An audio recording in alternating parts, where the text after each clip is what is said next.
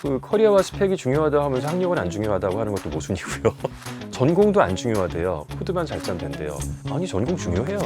하다 보면 그 이론적 배경이 필요할 때가 있거든요. 커리어에 목숨 건다라는 게 좋은 직장에 가고 월급을 많이 받고 이런 걸까요? 뭐 누군가는 그렇게 들을 거예요. 지가 좀 먹고 살만하니까 저런 소리 하시라고 할지 모르겠는데 제 주변에 뭐 정말 급여도 많이 받고 스펙도 화려하고 이런 분들 되게 많은데 걔들보다 제가 더 행복한 것 같아서 그냥 사람들이 다 극단적으로 자기 잘난만에 살았으면 좋겠어요. 네, 안녕하세요. 저는 IT 업계에서 30년 가까이 소프트웨어를 만들고 기획하고 운영해온 유영규라고 합니다. SK텔레콤, NC소프트, 카카오, 이마트 그런 곳에서 기술 기반의 어떤 새로운 서비스들을 많이 시도를 했었고요. 최근까지는 그 신선식품 새벽 배송을 하는 마켓컬리에서 CTO 역할을 했었습니다.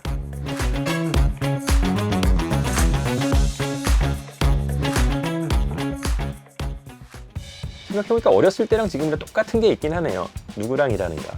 동료를 되게 중요시 여겼던 것 같고요. 그리고 그 다음 요즘에는 더 동료도 동료지만 진짜 중요한 거는 이 회사의 비전에 내가 공감하느냐예요. 몇 번 비즈니스도 만들어보고 팀도 셋업을 해봤지만은 이 팀에서 하려는 일에 대해서 공감되는 사람들이 있으면은 약간 역량이 부족하더라도 노력을 해서 그 부족한 면을 메꾸려고 하는데 역량은 있는데 공감이 살짝 안 돼요. 그러면은 커뮤니케이션하고 이러다가 너무 많은 충돌이 발생하더라고요. NC소프트에서 제가 이제 새로운 음악 서비스를 만들기 위해서 갔는데 이거의 목적은 MMORPG라는 게임이 있으면은 게임을 하는 사람들이 사실 음악을 듣는 것도 많은 경우에 좋아하기도 하고요. 그래서 이들을 우리 플랫폼 내에서 잡아놓고 있고 다시 또 이 사람들을 데려오기 위한 여러 가지 노력을 했단 말이죠. 근데 이제 기존에 있었던 MMORPG 게임을 만들던 친구는 제 뭔데 대기업에서 낙하산이 떨어져가지고 막 이상한 짓 하려고 그러는 것 같아. 그냥 한마디로 그냥 무시당했어요. 근데 인간적으로 조금 친해지고 나니까 제가 2년 전에 했던 얘기를 얘들이 제안하더라고요. 그래서 야, 2년 전에 너한테 그때 배차에 까였잖아. 그랬더니 언제요? 그래서 그때 확실하게 느꼈던 게 이직을 여러 번 하다 보면은 새로운 곳에 가서 새로운 사람들을 만나야 되는데 그분들하고 결과를 만들기 위해서는 친해져야 돼요. 저희 진정성을 알아줘야 되고 그분들의 고민을 제가 다른 스킬과 백그라운드를 갖고 있으니까 거기서 시너지가 날 수 있도록 하려고 그러면은 제가 믿음을 얻어야 되거든요. 그래서 친해져야 되는 건 맞는데 근데 반대로 그게 너무 한쪽으로 쏠리면은 자꾸 맨날 술 먹고 골프 치다가 이렇게 결과적으로 일할 시간은 없고 그런 부분은 좀 경계하자. 친구는 회사에서 사귀면 안 된다는 생각을 저는 좀 많이 했거든요. 적당한 거리두기는 필요하다고 생각을 했어요. 친구와 동료는 다릅니다. 친구는 결과가 나오든 안 나오든 그냥 인간적인 공감을 해주고 필요하면 술도 마셔주고 하는 건데 동료는 그 사람이 좀 힘들 때 내가 도와줘서 같은 공통의 목표를 달성하게 만드는 게 되게 필요하다. 담배도 안 피는 사람이 맨날 왜 저 사람 쫓아 담배 피러 가고 있어요. 근데 그 사람 나름대로 그게 있었을 거예요. 그 쫓아가지 않은 뭔가 소외되는 것 같은 느낌? 학교에서도 뭐 친구 잘 사귄다고 성적이 더 잘 나오진 않거든요. 학교에서는 학위를 받고 성적이라는 걸 얻기 위해서이고 그 지식을 얻기 위함인데 그걸 하기 위한 목적을 벗어나는 거에 너무 집중을 하면은 그게 선을 넘는 것 같거든요. 근데 프로페셔널이라는 사람이 정말 비인간적이어야 된다는 생각을 안 하거든요. 성과를 만들기 위해서 찐프로라고 하면은 옆에 사람이 나를 되게 믿어주는구나 믿게 만드는 것도 스킬이거든요. 어차피 혼자서 할 수 있는 일은 별로 없는 것 같아요.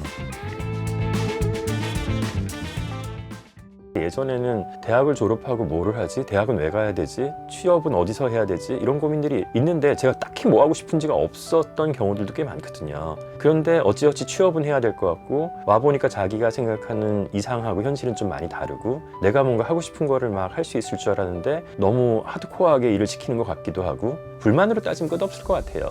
근데 어차피 동전의 양면 같아서 어떤 회사들 정말 100% 만족하고 다닐 수 있을까?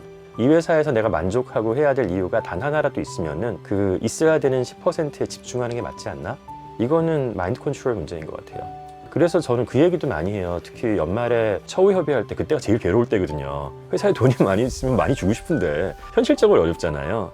그래서 저는 돈 받는 만큼 일하지 말고 좀 더 해달라는 부탁을 늘 하잖아요. 그때마다 얘기하는 게 마켓 밸류를 키우세요. 당신이 원래 그 연봉을 1,000만 원을 받아야 할 사람인데 회사가 900만 원을 주면은 더 악착같이 해서 1,500만 원짜리 인간을 만드신 다음에 회사한테 딜을 쳐서 1,500 안 주면은 나는 1,500 주는 데 간다. 라고 해서 정말로 그게 회사가 당신에 대해서 그렇게 생각하면 더 주고라도 잡을 것이고, 아니면 진짜 1,500 주는 대로 가면 되는 거니까. 그리고 회사는 늘 자기 상황에 따라서 이야기를 할 텐데, 회사가 안 준다고 불만 가질 게 아니라 그냥 주는 대로 가야죠. 커뮤니티에서 내가 밸류가 이 정도 된다라고 진짜 느낀다라고 얘기하면은 그 선택을 하면 좋을 것 같아요. 다만 이게 돈이라는 선택을 할 건지, 아니면 또 다른 동료나 어떤 특정 도메인을 경험해보고 싶은 선택을 할 건지는 본인의 어떤 로드맵에서 이번에 얻으려는 건 무엇인지를 봐야 되는 것 같고요. 체력 관리라고 생각합니다. 신입사원 올 때 예전에 카카오에서는 그런 얘기를 많이 해드렸는데, 내가 경험을 해보니까 체력 없는 정신력은 없더라. 체력을 키우세요. 그러니까 결국은 피곤해서 일을 못하게 되거나 아니면 병을 얻어서 일을 못하게 되거나 하는 경우를 되게 많이 봤거든요. 두 번째는 취미를 가지라고 얘기를 합니다. 그러니까 스트레스를 어떻게든 해소할 수 있는 게 있어야 되는데, 그게 하나도 없는 경우에 번아웃 왔을 때 헤어날 수 있는 방법이 없어요. 한순간 확 가버리더라고요. 저는 잠자는 거, 멍 때리는 것도 다 취미라고 생각해요. 근데 취미조차도 남들이 봤을 때 우아하는 취미를 원하는 경우들이 있더라고요. 취미는 그냥 자기가 좋은데요. 제가 진짜 이해 안 가는 취미를 가졌던 사람이 어떤 친구였냐면은 요식업을 하는 친구였어요.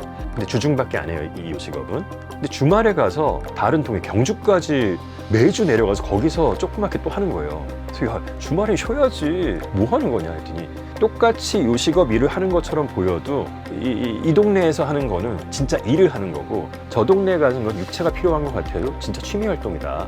내가 룰도 만들었다. 너 여기서 술 한잔 먹을 거면 나도 술 한잔 사라는 룰도 만들었고, 뭐 이런 식으로 얘기를 하는 거예요. 그래서 난 처음에 이해가 안 갔는데 나중에 이해가 가더라고요. 그렇지, 너는 이럴 수 있어 라는 다름을 이해하는 것 같아요. 제가 하고 싶었던 건 좋은 음악을 남들하고 같이 듣는 건데, 예를 들어서 여기라고 얘기하면 그냥 좋은 음악 같이 들으면 그만이에요. 근데 이걸 서비스로 만들어서 유지보수를 한다는 건 누군가의 생계도 책임져야 되고 비즈니스로 풀어야 될 게 많으니까 이게 아닌 것 같더라고요. 취미는 딱 취미까지인 게 좋고, 취미를 이어나간다기보다는 그냥 숨 쉬면서 사는 것 같아요. 정말 미래를 위한, 거기에 풀베팅하지 말고 현재의 나를 위한 베팅을 하면은 삶의 질도 분명히 좋아질 거고요. 그리고 더 많은 일을 할 때 동기부여가 될 수도 있을 것 같아요.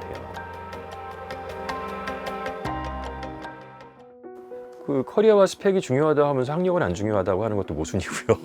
전공도 안 중요하대요. 코드만 잘 짜면 된대요. 아니, 전공 중요해요. 하다 보면 그 이론적 배경이 필요할 때가 있거든요. 커리어에 목숨 건다라는 게 좋은 직장에 가고 월급을 많이 받고 이런 걸까요?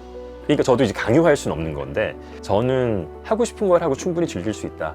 적게 벌으면 적게 버는 대로, 많이 벌면 많이 버는 대로 충분히 할 수 있는 룸들은 있는 건데, 너무 미래를 위해서 지금을 적금만 들어놓으시는 분들이 있는 것 같아요. 뭐 누군가는 그렇게 들을 거예요. 지가 좀 먹고 살만하니까 저런 소리 하지라고 할지 모르겠는데 제 주변에 뭐 정말 급여도 많이 받고 스펙도 화려하고 이런 분들 되게 많은데, 걔들보다 제가 더 행복한 것 같아서 잘 모르겠네요. 걔네들이 저한테 와서 너는 취미가 왜 이렇게 확실하니 부럽다라고 얘기하는데, 왜 내 취미는 내 취미고 너는 너희 취미가 있는 건데 왜 내 취미를 부러워하지? 이상해요. 저는 그 사고를 어떻게 깨뜨릴 것이냐가 문제인데, 예전에 이제 컬리 분들, 엔지니어들 몇몇 분하고 이제 식사를 하는데, 자기는 코드를 짜는 실력 속도가 남들보다 2배 되는 것 같다. 그래서 남들은 되게 잘하는 애 1달 만에 하는 건 내가 2달 동안 해서 너무 자기 능력이 떨어지고, 이런 엔지니어로서 이게 세상에 살 수 있는지 잘 모르겠다 했던, 제가 했던 얘기가, 저는 예측 가능한 사람을 좋아합니다. 님은 2달 동안 이 정도 퀄러티의 물건을 내놓는다는 믿음이 있으면은 저는 평생 같이 가고 싶은 동료예요. 근데 어떤 사람은 한 달에 짠다고 하는데, 그 한 달을 짜는 거를 하기 위해서 내가 비위를 맞춰야 되는 한 달이 존재하거나, 아니면 어떨 때는 2주에도 하고 어떨 땐 2달에도 하면은 저 이 사람하고 스트레스 받아서 일 못 할 것 같아요. 근데 님은 되게 나랑 안정적으로 같이 일을 할 수 있을 거예요. 님이 전 더 뛰어난 개발자라고 생각합니다. 이 얘기를 하고 싶었던 이유는 뭐냐면은, 자기가 가진 강점이 안정적인 딜리버리를 할 수 있다라는 거를 장점이라고 생각 안 하더라고요. 빨리 해야 되고 코드가 멋있어야 되고 이것도 계속 정답 사회를 가는 거죠. 아니거든요. 어떤 좋은 학교를 가고 좋은 회사를 갖는 어떤 정답을 찾아 나갔던 게 그간의 커리어였던 것 같으면, 이제는 그 인생이라는 장기 레이스를 진짜 할 수 있는 준비가 됐으니까 아마 저마다 자신만의 강점이 있을 거다. 스스로 이제 찾아보세요. 여기 100명이 있으면 100명이 다 다른 길을 갈 거라는 거죠. 그럼 그거 하기 위해서 내가 뭐를 이제부터 준비해야겠다. 그리고 나서 그 다음 라운드에 뭐를 하기 위해서 여기서는 뭐를 확보해야겠다. 경험이든 동료든 그거는 전부 다 다를 거예요. 그냥 사람들이 다 극단적으로 자기 잘난 맛에 살았으면 좋겠어요. 너무 남에게 보여지는 게 잘나 보이려고 노력하는 건 좀 뭐 재미없는 것 같아요. 저마다의 강점이 있다니까요. 그거를 받아들여주는 스스로의 시각이 좀 필요할 것 같아요.